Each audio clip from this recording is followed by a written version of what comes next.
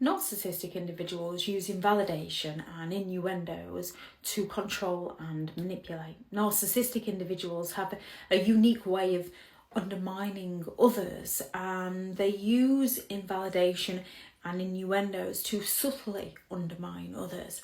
Both tactics serve the narcissist in being able to manipulate and control those around them, making their victim doubt themselves, their feelings and their worth. Narcissistic individuals often go all out to dismiss the feelings of others. One of the most common forms of invalidation is dismissing other people's feelings.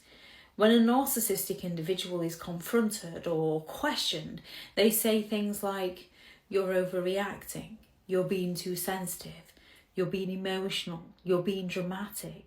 This dismissive attitude trivializes the person's experience and forces them to question their own emotions rather than the narcissist's behaviour.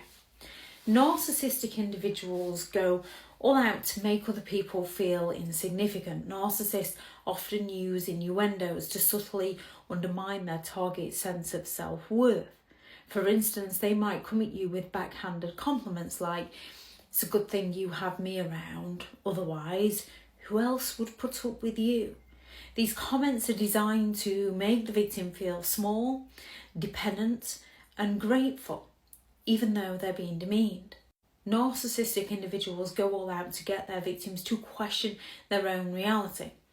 Narcissists like to gaslight other people, which often involves a heavy dose of invalidation. They will deny events, they will deny conversations that took place. They will say, "That didn't happen, I never said that, you must be confused." This causes that confusion and that self-doubt, as victims are forced to question their own memory and their own perception of events. They go all out to minimalise your concerns. Instead of addressing your concerns, narcissists attempt to minimalise them by saying things like, "Why are you making such a big deal out of this?" This makes victims feel foolish. It makes victims wonder why they've brought something up that's possibly irrelevant or doesn't really matter. It makes them hesitant to speak up in the future. And then there's the subtle insults. Innuendos can be a narcissist's weapon of choice when it comes to undermining their victims indirectly. They will say things like, "I guess some people just can't handle real conversations," to make you feel insecure, to cause that self-doubt, to make you feel self-conscious without directly insulting you. These subtle jabs erode your confidence. They go all out to undermine your achievements because they're jealous of them.